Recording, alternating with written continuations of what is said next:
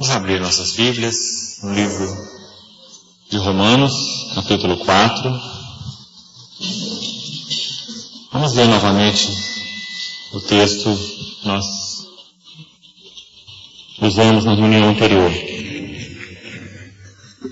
Romanos, capítulo 4.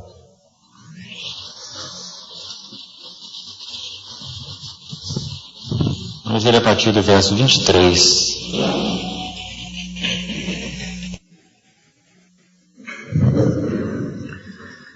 E não somente por causa dele, Abraão, está isso escrito que lhe foi levado em conta, mas também por nossa causa, posto que a nós igualmente nos será imputado, a saber, a nós que cremos naquele que ressuscitou dentre os mortos a Jesus nosso Senhor, o qual foi entregue por causa das nossas transgressões e ressuscitou por causa da nossa justificação. Justificados, pois, mediante a fé, temos paz com Deus, por meio de nosso Senhor Jesus Cristo. Irmãos, na reunião anterior nós fizemos um pequeno preâmbulo desse assunto da ressurreição, um dos grandes e profundos alicerces da nossa confissão cristã. E falamos para os irmãos a importância de nós estarmos claros com relação a isso, e a importância de nós sermos aqueles que sustentam, como igreja, coluna, e aqueles que proclamam, como baluartes, esse depósito que o Senhor então concedeu como um pacote, um grande pacote espiritual, para que a sua igreja pudesse então sustentar e proclamar.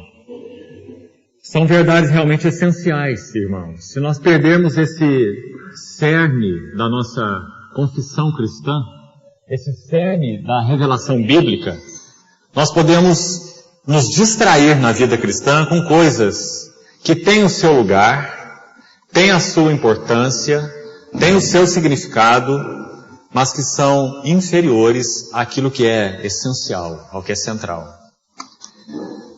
Eu penso que nós temos muita necessidade, como igreja em geral, de estarmos sondando se nossas vidas estão realmente fundamentadas nesses alicerces. Irmãos, tudo o que deriva da nossa vida cristã prática é resultado desses profundos alicerces.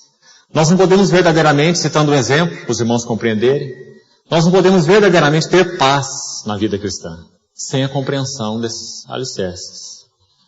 Por exemplo, a ressurreição, como um deles, né? Talvez especificamente a ressurreição. Porque veja que o texto que nós acabamos de ler mostra que a ressurreição é a garantia da nossa justificação. Porque o verso 23 diz, 25, melhor, o último verso do capítulo 4 do livro de Romanos, diz que Jesus foi entregue por causa de nossas transgressões. As nossas transgressões requeriam a sua morte.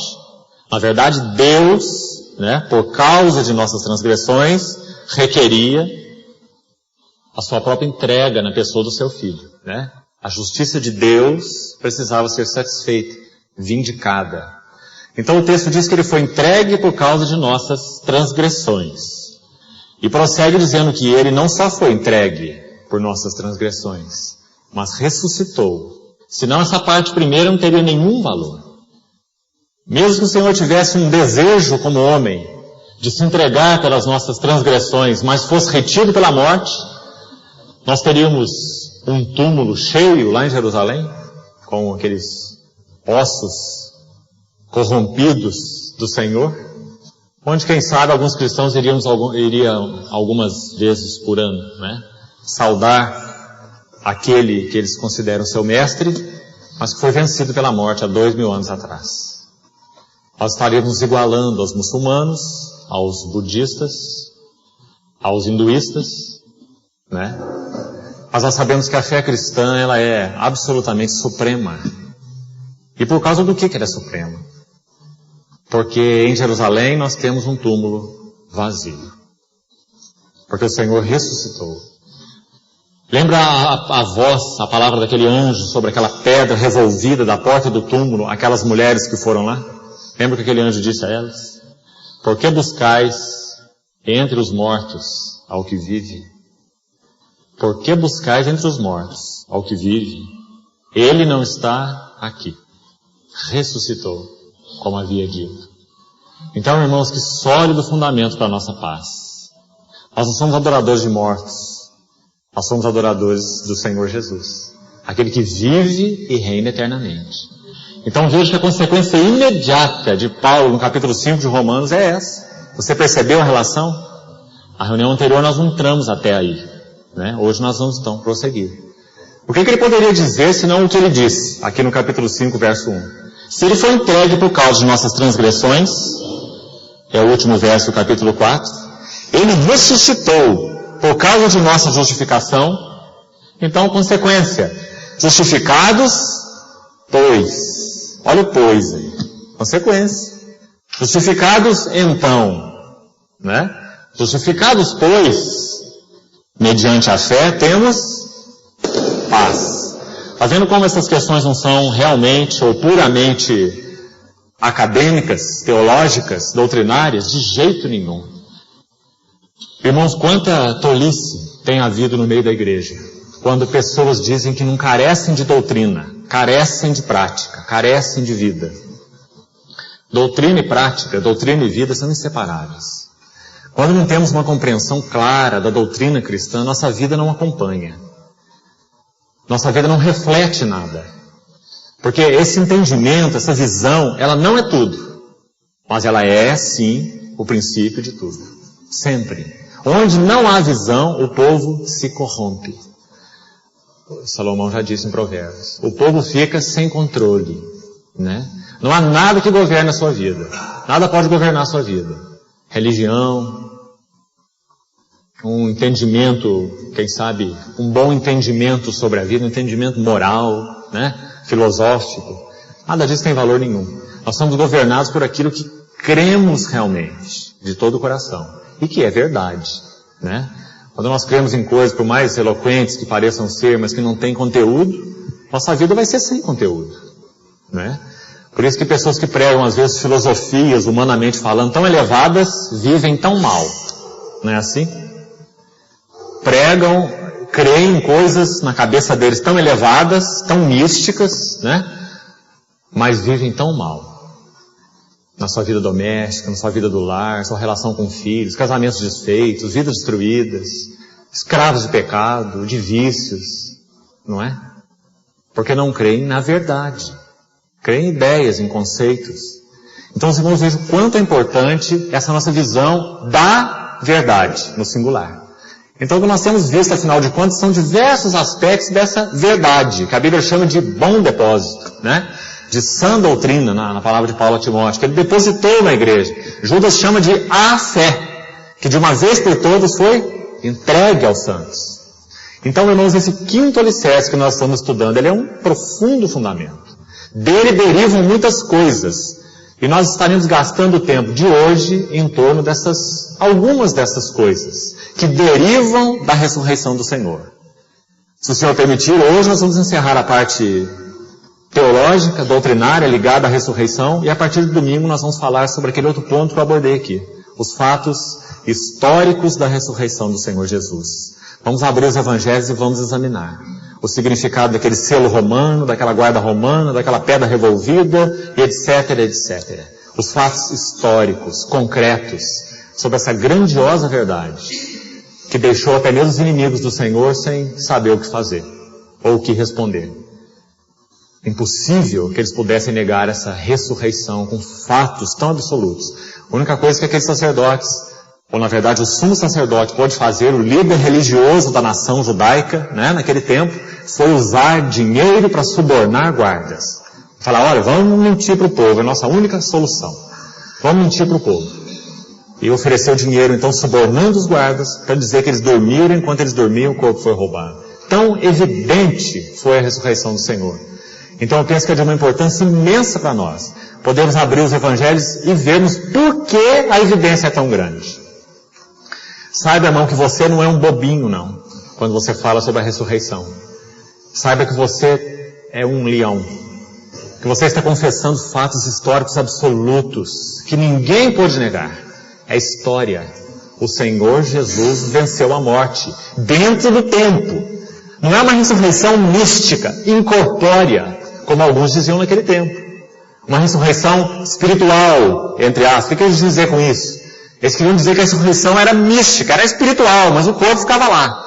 Não, nada disso. O Senhor ressuscitou fisicamente dentro da história e do tempo, de tal forma que ninguém pode negar. Até mesmo esse líder religioso da nação judaica teve que usar de suborno para que os guardas mentissem a respeito desse tremendo fato. Você acha então que esse fato é uma coisa à toa? Maomé está no seu túmulo. Buda também está no seu túmulo. E os líderes dos hindus também estão. Um após outro. Mas o nosso Senhor não está no túmulo. Ele venceu a morte. Ele está entronizado e tem um nome que está acima de todo nome. Porque como homem, ele venceu a morte. Como Deus, homem. Exatamente como ele morreu. Deus, homem. Exatamente dessa forma ele ressuscitou. Deus, homem. Então nós iremos, a partir da próxima reunião, examinar fatos. E os irmãos vão ver que coisas maravilhosas. O Espírito Santo fez questão de deixar os fatos claros na Bíblia, e ele fez questão de montar a cena de uma forma historicamente perfeita.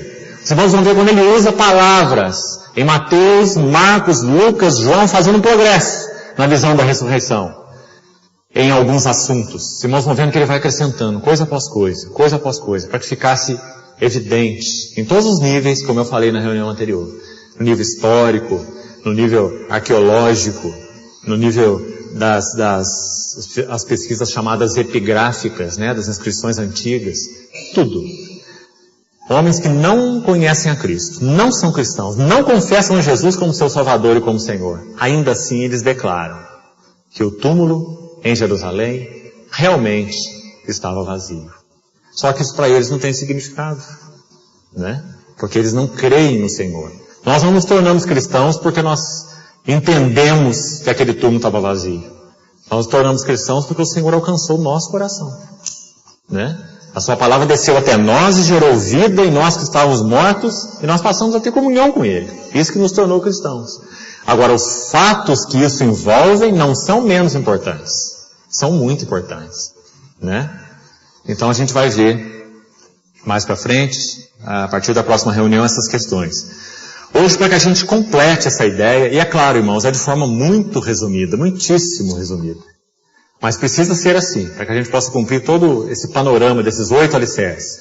Então, na reunião anterior, nós falamos, primeiro, de forma bem geral, sobre esse conteúdo teológico e sobre esse conteúdo histórico. Até eu toquei já um pouquinho com os irmãos, fazendo um panorama. Hoje a gente vai ficar exclusivamente com a questão teológica, com a questão doutrinária. Vamos abrir alguns textos na Bíblia para nos mostrar o significado da ressurreição de Cristo no que concerne a nós. O que isso implica para nós? Então nós já estamos diante do primeiro texto. Ele foi entregue por causa de nossas transgressões. E a primeira consequência tremenda da ressurreição de Cristo, está aí nesse texto. Ressuscitou por causa da nossa justificação. Então foi aí que nós terminamos na reunião anterior. Você crê que Jesus ressuscitou? À medida que formos tocando lá nos fatos históricos, a sua fé vai se robustecer mais ainda. Você vai ter uma convicção, talvez bem mais aprofundada a respeito disso. Mas se você é um cristão, você crê. Porque senão você não é um cristão. Se você realmente se converteu ao Senhor, foi convertido por Ele, foi gerado de novo pela palavra do Evangelho no seu coração e tem comunhão com Ele, você sabe que tem comunhão com o Senhor vivo e não com o Senhor morto. Então você crê que Jesus ressuscitou, porque você é um cristão. Então nós falamos na reunião anterior, segundo esse texto, Romanos 4, 25. Você precisa crer em igual medida que você está justificado por Ele.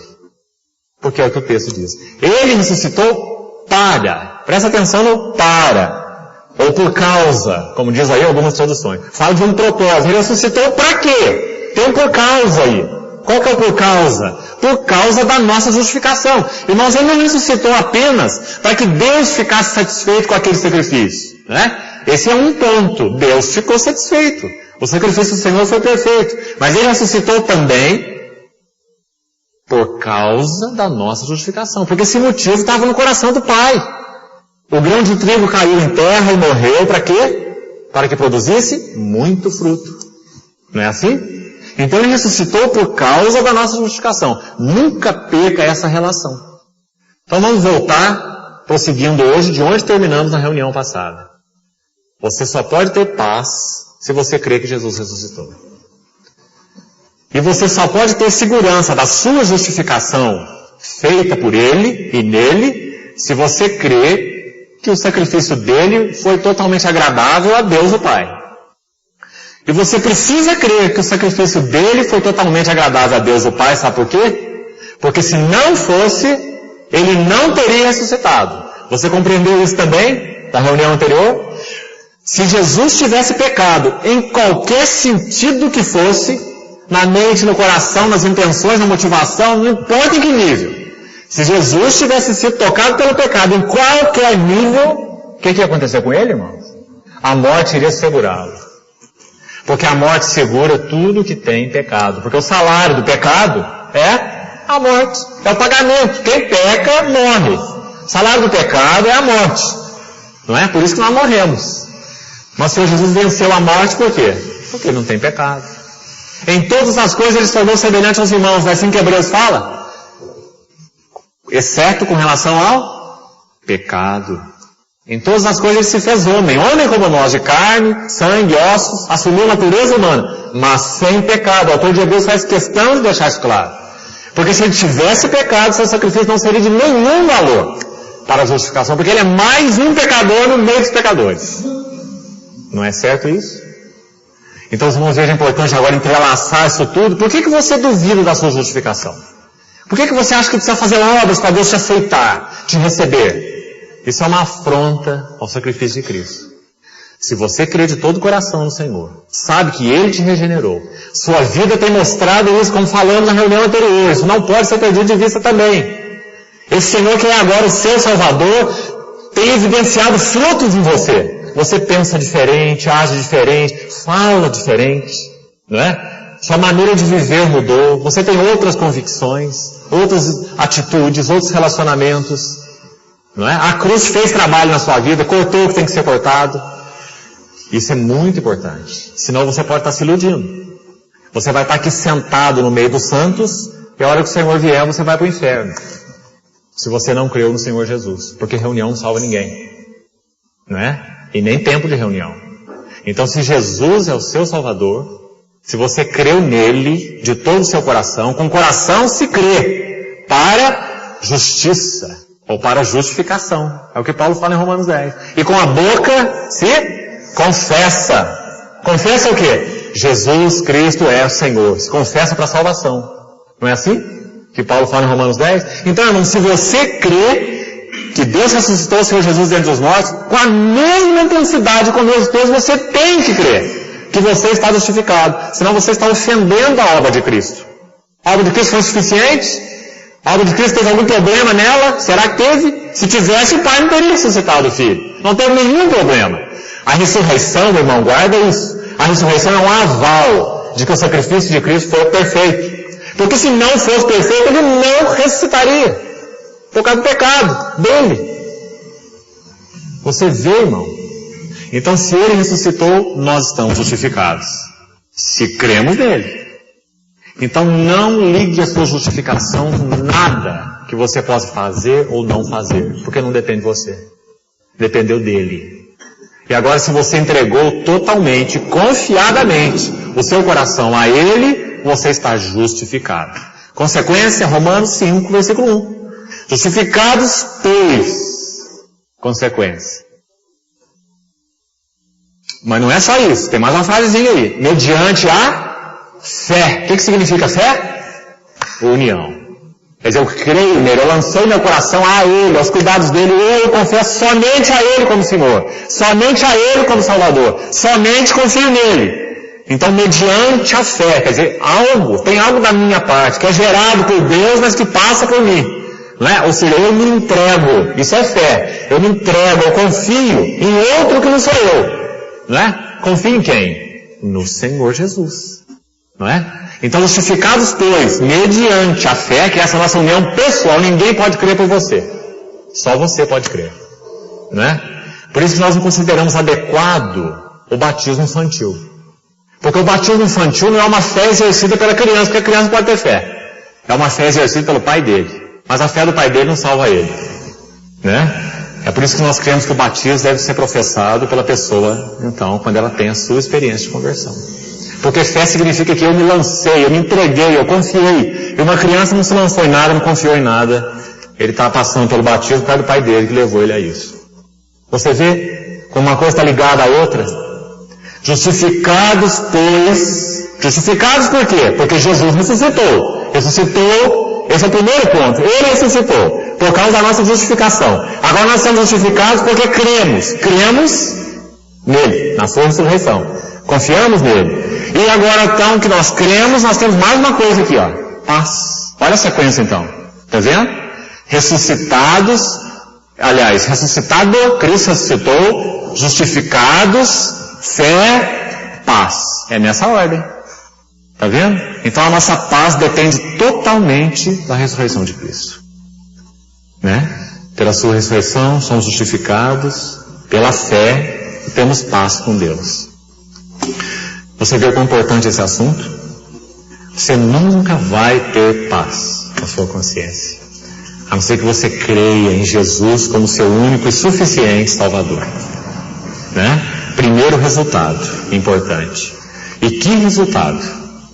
Vamos ver um texto paralelo a esse, para esclarecer um pouquinho mais essa questão de paz. Olha como vai se abrir mais um pouquinho. Vamos lá para 1 Pedro. Primeira epístola de Pedro. Abra, por favor, no capítulo 3. Vamos ver os versículos 21 e 22.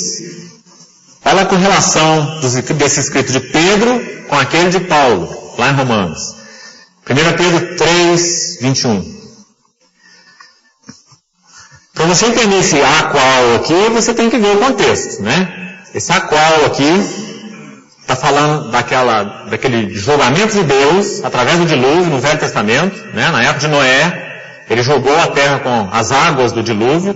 Então Pedro está usando esse argumento e dizendo que aquilo tipificava o batismo. Então ele diz assim, por isso que ele termina o verso 20 dizendo, salvos através da água. A água do batismo não tem poder regenerador. Essa é uma doutrina enganosa. Nós, cristãos, não cremos na regeneração batismal. O batismo não regenera ninguém, é só água. Né? Nós somos regenerados pela fé em Cristo. O batismo apenas tipifica isso. E é isso que Pedro está falando. Né? Então ele diz assim, salvos através da água. Aí ele fala, a qual? Água. Claro, a qual? Água. Né? Do verso 20. A qual? Figurando o batismo. Agora também vos salva. Aí fala, nossa, mas o que será que Pedro está querendo dizer? Vamos deixar ele interpretar a figura inteira. Ele está falando da salvação, que a água do batismo testemunha, como eu já coloquei aqui, né? A água do batismo testemunha que nós fomos salvos. Ou seja, essa água, espiritualmente falando, é a ação da palavra de Deus em nós. A palavra de Deus é essa água, não é? Que regenerou nosso espírito. Então ele diz assim, a qual, essa água do dilúvio, figurando o batismo, agora também vos salva. Presta atenção agora. Não sendo remoção da imundícia da carne, ou corpo, no sentido aqui. Ele está dizendo que o batismo não é igual lá no Velho Testamento, onde quando se aplicava água para lavagens cerimoniais. Havia todo um rigor cerimonial nas ordenanças do Velho Testamento. Por exemplo, um judeu que tocasse, um sacerdote que tocasse um corpo morto, ele deveria ser lavado todinho. Porque aquela morte literal no Velho Testamento era uma figura da morte espiritual. Então o sacerdote não devia tocar aquela morte, toda aquela simbologia. Né? Então Pedro está dizendo que agora, na nova aliança, não é essa simbologia. Não é uma água, olha aí, não é uma água que nos salva removendo a imundícia da carne. Ou seja, não é um banho. Não é? Não é um banho comum. E o que é então o batismo? O que ele tipifica? Vamos deixar a palavra explicar. Mas, a indagação agora sim, o sentido do batismo, da água, o sentido espiritual. A indagação de uma, o quê? Boa boa consciência para com Deus. Como, irmãos? Por meio de quê? Agora leia o versículo de novo, com cuidado, para você entender o que está falando. Está dizendo que o batismo com água é uma figura, um símbolo externo, que tem uma realidade espiritual que é a seguinte: Cristo ressuscitou. E por causa do poder da sua ressurreição, do significado da sua ressurreição, porque a sua ressurreição significou justificação para nós, a nossa consciência agora não é mais culpada. A nossa consciência agora não é mais má. A nossa consciência agora não é mais tirana. Os irmãos sabem, todos sabem, se já converteram, se já nasceram de novo, né? Todos aqui que já nasceram de novo, que conhecem o Senhor Jesus, sabem que a consciência é um tirano natural. Só que ele é um tirano de Deus. A Bíblia ensina isso. Todo homem, não importa que ele foi nascido lá no meio da selva e nunca ouviu falar do Evangelho. Isso não tem importância nenhuma. Ele nasceu com consciência, porque todo homem tem consciência. E essa consciência vai acusar o tempo todo que ele vive uma vida alienada de Deus. É isso que ensina Paulo em Romanos 2.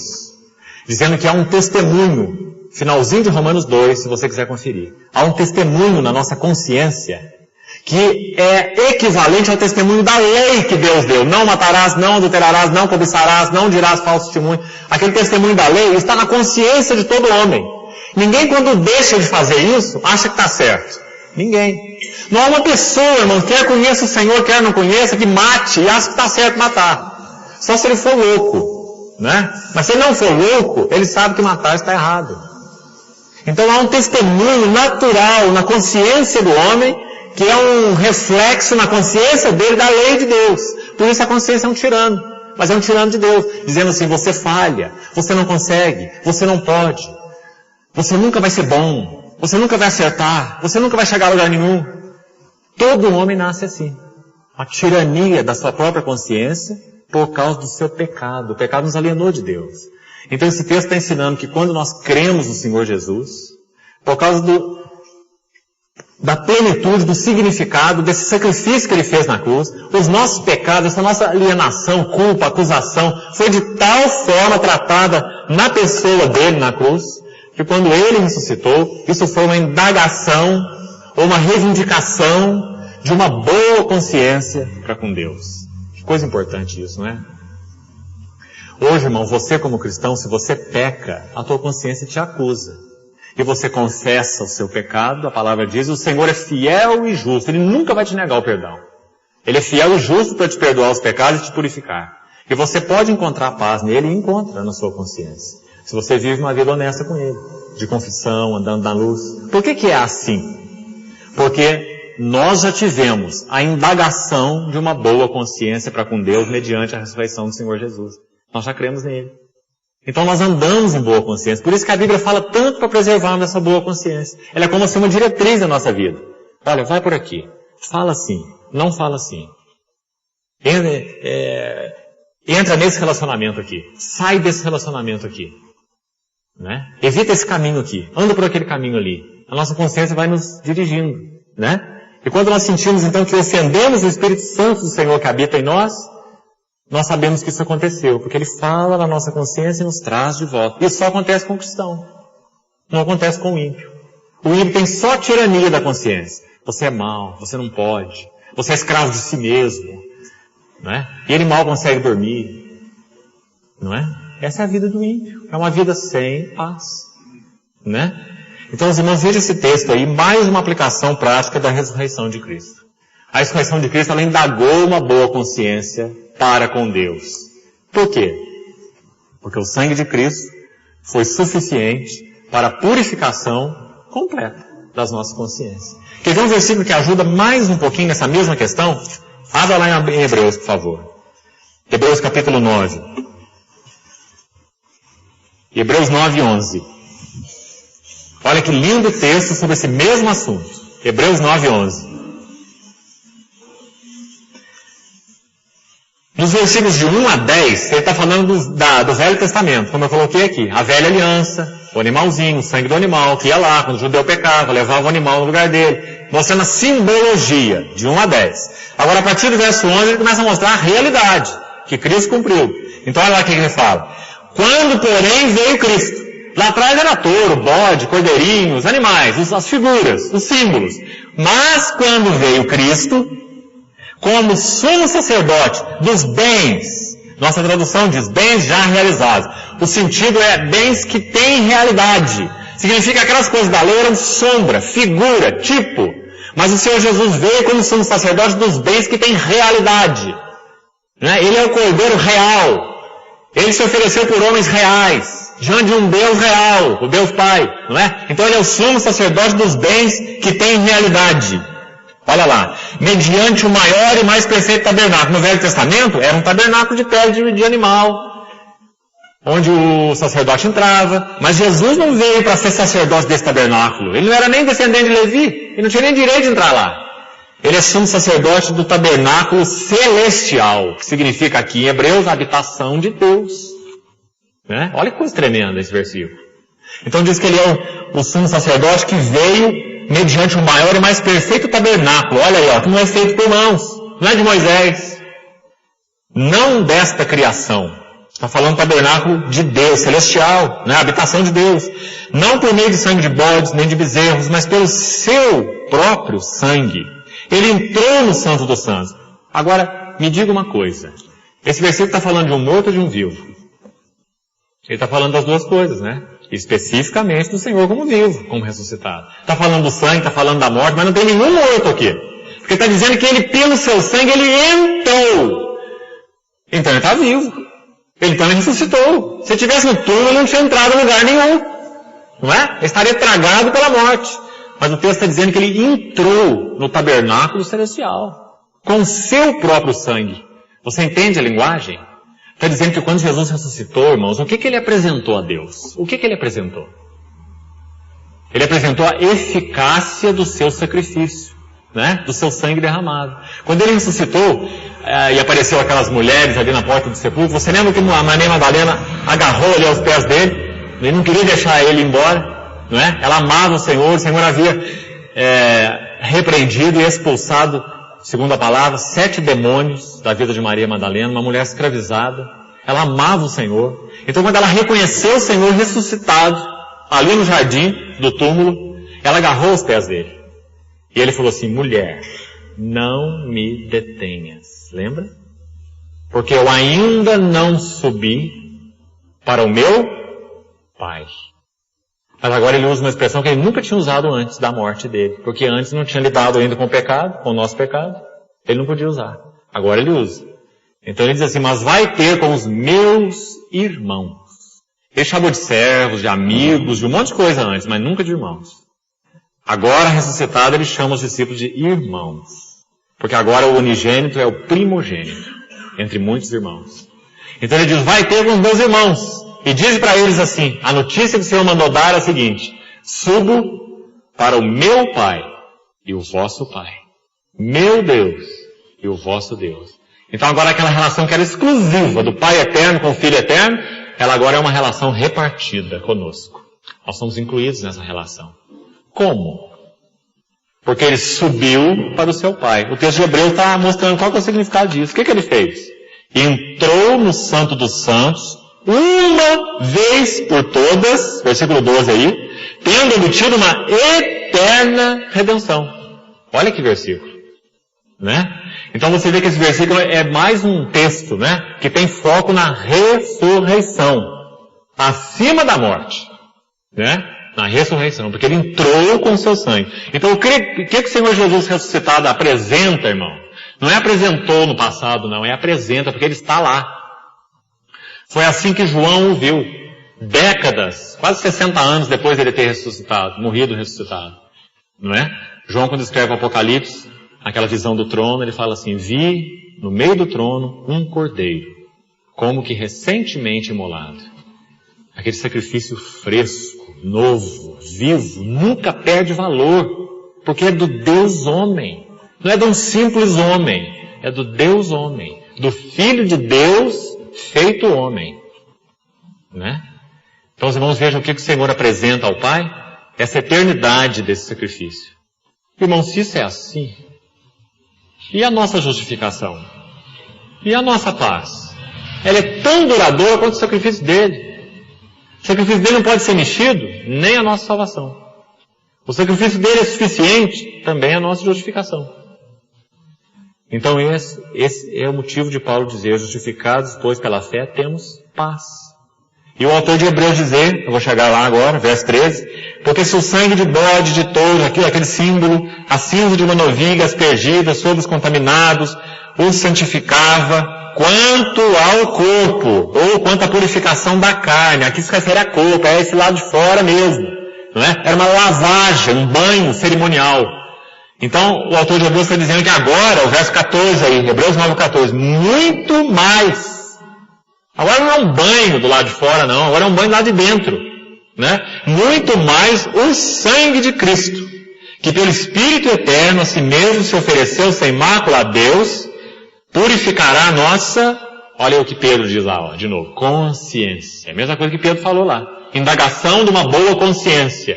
Aqui ele diz, purificará a nossa consciência de obras mortas para servirmos ao Deus vivo.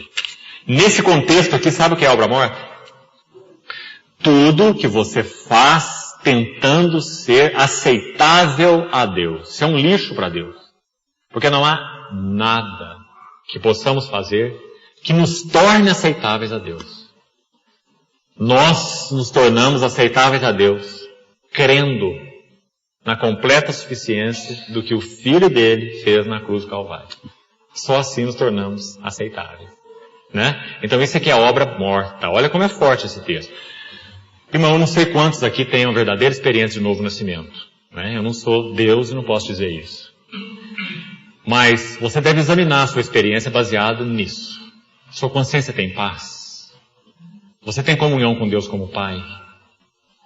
Você anda em comunhão com Ele? Essa comunhão tem refletido nas esferas práticas da sua vida? Tem mudado você? Ou será que você está se enganando?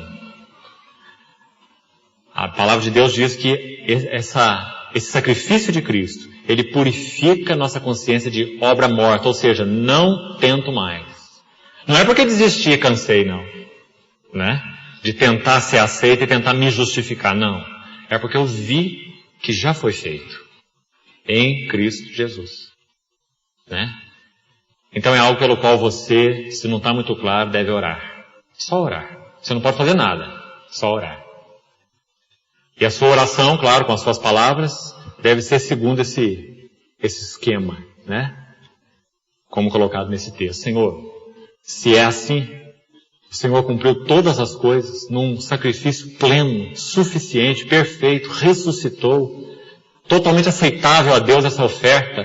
Prova é que Deus o ressuscitou dentre os mortos. Então peço ao Senhor que rasgue o véu do meu espírito, da minha mente, que eu veja isso com clareza. Que o meu coração se lance em total confiança. Então o Espírito Santo, usando a palavra, tudo dele, é o Espírito Santo, não é você. É a palavra de Deus, não é você. Vai então mover aí no seu interior, no seu espírito, na sua consciência, e vai fazer essa obra chamada novo nascimento. Salvação, né? Aí você vai passar a ter comunhão com Deus como Pai, orar a Ele, viver com Ele, ter temor dEle, observá-lo dirigindo a sua vida, né? Norteando você, destruindo o que deve ser destruído, edificando o que deve ser edificado. Isso é um cristão, né? Então, quão importante é, os irmãos vejam, com prática, essa questão da ressurreição. Quanta segurança nós temos por causa da ressurreição. Quanta paz. Quanto descanso, irmão. Não é? Isso no seu leito de morte. Se você souber, em um momento qualquer da sua vida, se for esse o plano de Deus para você, e pode ser, por que não? Você for acometido de uma doença na qual você sofre numa cama com dores, limitado, confinado, você ainda poderá estar em completa paz e descanso. Porque você sabe que é dele. Pertence a ele. Já citei para os irmãos aqui muitas vezes, vou repetir, a experiência daquele homem de Deus chamado George Cutting, um evangelista já mais idoso, quando o irmão Watchman era bem novo. E num dos seus livros, o Watchman cita que visitou esse irmão no seu leito de morte. E esse irmão diz que a única coisa que ele sabia dizer nessa final da sua vida, já fraquinho, nos seus últimos momentos, eram essas duas frases combinadas. ele dizia assim: irmão Ni, eu sou dele. Irmão Ni, ele é meu. Irmão, tem melhor resumo do Evangelho do que esse? Tem melhor resumo? Precisa de alguma coisa a mais? Eu sou dele. Ele é meu. Se eu sou dele, eu estou absolutamente tranquilo. Se ele é meu, eu tenho absolutamente tudo. Né? Então esse irmão resumiu a vida cristã em 2 frases. Eu sou dele, ele é meu. Isso é resultado de justificação, que foi cumprida em Cristo. Não é? Isso é vida de adorador. Nós reunimos para adorar, porque isso foi feito. Nós estamos aqui tentando aumentar o nosso saldo médio com Deus. Mais uma reunião para marcar no meu caderninho, né? Estou mais justificado agora. Estou mais aceito agora. Estou mais melhorado agora. Não é? Irmão, você nunca vai ser melhor do que você é. Você e eu somos tão ruins que nós não podemos ser melhorados. O que o Senhor fez não tem nada a ver com isso. Ele colocou o nosso velho homem na cruz e nós fomos crucificados e acabados. E o que ele fez em nós foi começar de novo. Um novo nascimento. Um novo homem. Um novo espírito. Um novo coração. Uma nova mente. Tudo novo. O velho não tem jeito de ser consertado. Né? Aquele que é cristão conhece isso.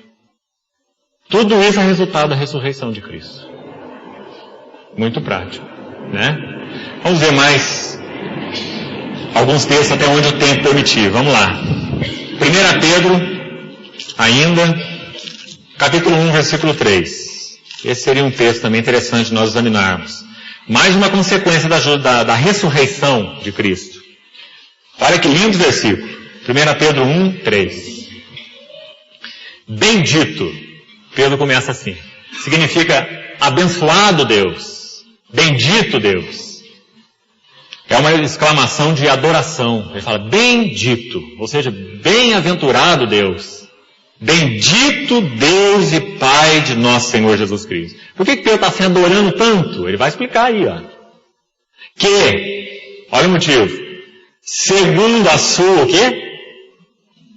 Você acha que você é muito pecador? Então esse versículo é para você. Porque esse versículo diz, segundo a sua muita misericórdia. Muita misericórdia, né? Porque nós somos nada. O melhor que nós fazemos é pecar, né? Naturalmente falando. Não agora como cristãos, né? Agora nós temos aprendido a andar no Espírito, Cristo vive em nós, né? Nossa vida é um testemunho de triunfo sobre o pecado. Se permanecemos em Cristo, se não permanecemos, caímos. Mas se permanecemos, vencemos, né? Mas como homens naturais, nossa história pregressa, sem Deus, muito miseráveis. Por isso que o nosso Deus é bendito, porque Ele é muito misericordioso. Então, pela sua muita misericórdia, olha lá o texto, nos regenerou. Olha que palavrinha. Nascer de novo, gerar de novo, regenerou. Não é bendito Deus que nos reformou. Cuidado com essa palavra. Nós não somos um carro batido. Todo amassado. E o Senhor está fazendo um trabalho de lanternagem em nós. Não. Nós somos um carro batido que deu perda total. E fomos ferro velho. E o Senhor começou a fazer de novo. Construir tudo de novo. Aspergirei água pura sobre vós e ficareis purificados. Lembra da profecia de Ezequiel? Eu vos darei um coração novo, um espírito novo. Tudo novo. Coração novo, espírito novo. E farei com que andeis nos meus estatutos, nos meus juízos e os observei. Obediência. Nós não temos capacidade. O Senhor falou que Ele vai nos dar um novo espírito, um novo coração e nós vamos obedecer. Por causa disso. Porque é novo. Não é o velho tentando arrumar. O ditado que o mundo usa do galho que nasce torto, morre torto, nesse sentido é absolutamente verdadeiro. Nasceu torto, vai ficar torto. Esse é o velho homem. O que é nascido da carne é carne. Mas o que é nascido do Espírito é o Espírito, do Espírito, né? É Espírito. Por isso que o Senhor falou para Nicodemos, importa você, Nicodemos, nascer de novo. Não tente se reformar. Você não tem conserto. Né? Então, claro. Ele nos regenerou para uma viva esperança. Esse é o ponto agora de Pedro. Esse é o ponto consequente da ressurreição que eu queria falar um pouquinho para os irmãos. Viva esperança. Que expressão linda, irmão. Aí ele vai mostrar aqui, olha, no texto, que essa viva esperança tem uma base. A base da nossa viva esperança não é porque nós somos otimistas. Você sabe que o cristão não é otimista? Isso é uma bobagem da teologia da prosperidade. O cristão não é nem otimista e nem pessimista. Sabe o que o cristão é? Realista. Que bênção, não é? O cristão não é nem otimista nem pessimista, é realista. Onde que está a realidade do cristão? Na palavra. Qual é a realidade que ele crê? Que Cristo ressuscitou. Qual é a realidade que ele crê? Que ele não pode ser vencido pela morte. Tragada foi a morte pela vitória. Qual é a realidade que ele crê? Que a sua esperança é viva. Que ele pertence ao Senhor e nada separará do amor dele. Isso não é otimismo. Isso é realismo. Né? Ele nos regenerou para uma viva esperança. Linda expressão, porque não é nem só esperança, é viva esperança. Viva, porque nosso Senhor é vivo. Irmão, você acha que um muçulmano pode ter viva esperança? Você acha que um budista pode ter viva esperança? Mas o Senhor dele está morto. Né? Só o cristão tem uma viva esperança, porque o seu Senhor não está no túmulo. Ele ressuscitou. Então, viva esperança. Olha que a próxima frase explica. Mediante, essa viva esperança é por causa, mediante, através da ressurreição de Jesus Cristo. Está vendo a ressurreição de novo? Então, irmão, a nossa esperança não é uma boa ideia, não é um otimismo, não é uma sugestão, não é uma coisa da nossa cabeça. A nossa esperança é viva, segura, firme, perfeita, eterna, porque ela se baseia num fato: ressurreição. Se Ele ressuscitou, nós ressuscitaremos com Ele em glória. Efésios diz que Ele nos ressuscitou e já nos fez assentar com Ele nos lugares celestiais. Só que isso ainda não está completado no nosso ser. Isso é uma verdade lá no nosso espírito, mas ainda não é uma verdade no nosso corpo. Nosso corpo ainda está degenerando, não é? Ainda é um corpo de pecado. Mas quando o Senhor Jesus voltar, aqueles que já morreram com esse corpo degenerado, mas são do Senhor, creram nele, confessaram a Ele, terão seus corpos ressuscitados.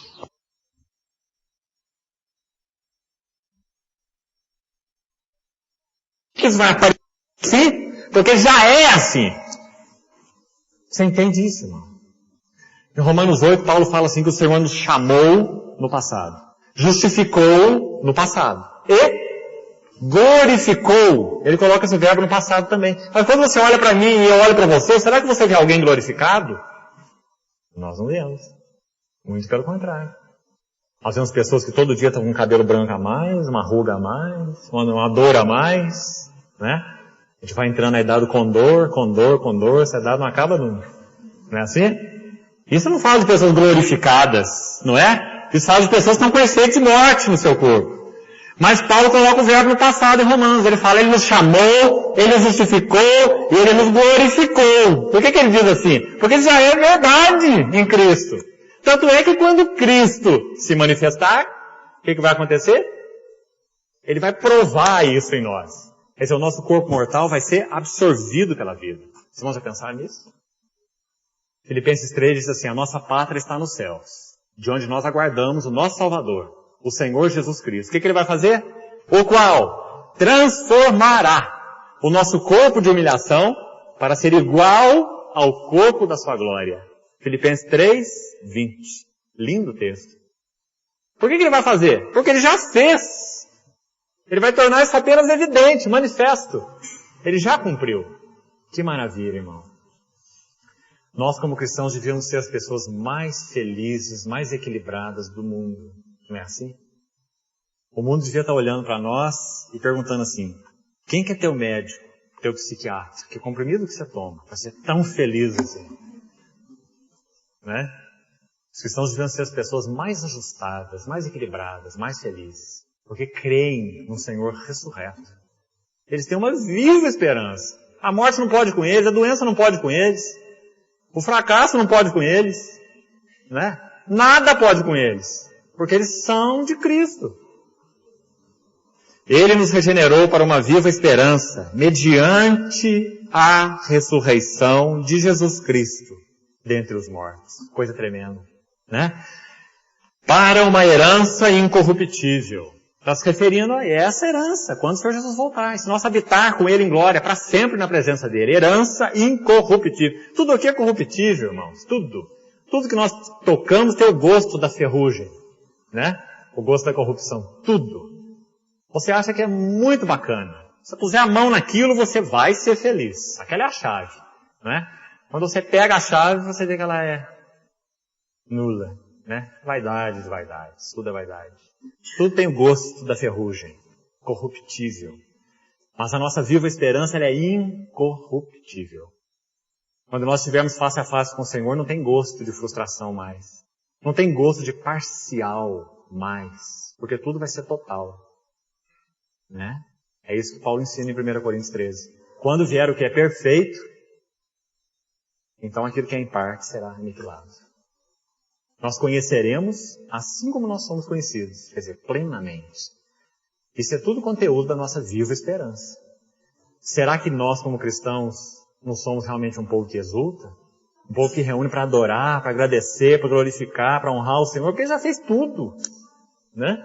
Uma herança incorruptível, sem mácula, sem mancha, imarcessível, que não murcha. Isso se refere à degeneração, como eu já falei. Tudo aqui murcha. A mais glória humana que alguém possa ter é erva e flor da erva. Seca-se a erva, cai sua flor. Mas a palavra de Deus permanece eternamente. É assim que Pedro fala, logo à frente aí, nesse capítulo 1 mesmo, lá no verso 23, ele fala isso. 23 e 24, capítulo 1. Então, imarcessível, que não murcha. Não é como essa erva, lá do 24, ó. Toda a carne é erva, toda sua glória como flor da erva. Esse aqui é o natural. Mas Pedro diz que a nossa herança é imarcessível, versículo 4, ou não murcha. Nunca. Né? Reservada nos céus para vós outros. Reservada. Você acha que a sua salvação não vai e vem? Você está pendurado entre o céu e o inferno, dependendo do que você faz, do que você pensa. Você acha que é assim? Você acha que o Senhor reservou algo para você que você pode obter ou não? Você acha? Problema seu, né? Pior para você, porque não é assim. Se você creu de todo o seu coração no Senhor Jesus, realmente, sua vida tem mostrado que você é um cristão, porque o Senhor tem trabalhado em você e transformado você. Então saiba que a sua esperança é viva, incorruptível, imarcessível, reservada no céu e ponto final. Né? O verso 5 diz assim, que sois guardados pelo poder de Deus. O que você acha dessa guarda? Você acha que nós precisamos reunir? Senhor, põe anjo na porta, anjo na retaguarda, anjo por cima, anjo do lado esquerdo, não é? Quantas pessoas se reúnem hoje dessa maneira, não é? Amarra daqui, desamarra de lá, o anjo guarda, abre a porta, o anjo fecha a porta, mas que o anjo se tornou o centro da vida da igreja, não é? Em muitos lugares. A Bíblia diz que nós somos guardados pelo poder de Deus. E esse poder de Deus inclui, e Ele, nessa sua provisão, enviar os seus anjos. Os seus anjos são espíritos ministradores a nós. Mas nós não pedimos anjo para Ele. Nós não queremos saber de anjo, não, irmãos. Ele envia os seus anjos. Ele já faz isso. Ninguém precisa pedir. Aos seus anjos dará ordens a seu respeito para que te guardem. Não é? O anjo do Senhor acampa-se ao redor dos que o temem e os livra. A Bíblia já afirmou que Ele faz isso. Então para que pedir? O foco da vida cristã é Cristo, não é anjo. Não é? Porque nós somos guardados pelo poder de Deus. Nem anjo tinha poder para nos guardar. Do diabo não. O diabo é o maioral deles, dos anjos caídos. Não é? Anjo não podia dar segurança nenhuma para nós. Nem pode. Nós só podemos ser guardados pelo poder de Deus, como diz aí. Guardados para quê? Mediante a fé, né? Que é essa união, essa relação com Ele. Nós não somos guardados pela oração dos outros. Presta atenção aí. Nós somos guardados mediante a fé. Né? Se você crê, você é dele. Você pertence a ele.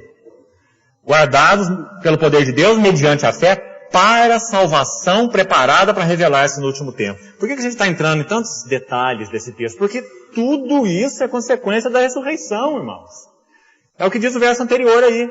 Pela ressurreição do Senhor Jesus é que nós temos viva esperança, herança incorruptível, sem mácula, que não murcha, imarcessível. Somos guardados pelo poder de Deus para aquela salvação que vai se revelar no último tempo. Ele está se referindo a essa que eu já falei. a transformação desse corpo mortal num corpo incorruptível. Essa salvação do último tempo que ele fala aí, é a salvação nessa esfera, na esfera do corpo. Porque na esfera do espírito ela já aconteceu. Onde fala isso? No versículo 3 aí anterior. Ele nos regenerou, passado. Nos regenerou, já está feito, já está pronto. Mas tem um aspecto da salvação que é futuro, para revelar-se no último tempo. Qual que é? Transformação do corpo, para ser igual ao corpo da sua glória. Plena salvação, espírito, alma e corpo. Tudo isso é uma consequência da ressurreição. Tem mais textos, muito mais. Mas eu vou terminar por aqui. Se você quiser examinar, estude por você mesmo. Pegue a sua chave bíblica, sua concordância bíblica, procure a palavra ressurreição e leia todos os versículos do Novo Testamento sobre esse assunto. Você vai ver que riqueza. Quantas coisas são garantidas a nós pela ressurreição de Cristo. Se o Senhor permitir, então, a partir da outra reunião, nós vamos começar a examinar os fatos históricos da ressurreição. Para que a nossa fé, então, seja ainda mais robustecida nesse tremendo alicerce. Nosso Senhor é ressurreto dentre os mortos. E habita com a sua igreja. Amém. Vamos orar. Ó Pai, muito obrigado porque o Senhor nos colocou em Cristo e Cristo em nós. Que bênção, Senhor. De nada mais precisamos.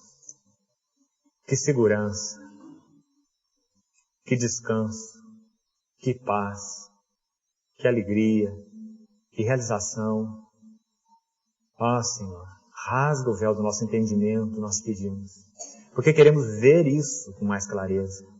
Ver que isso é um fato imexível, irrevogável, eterno.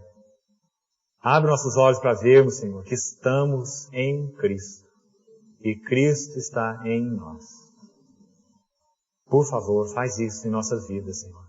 Te pedimos, em nome de Jesus. Amém.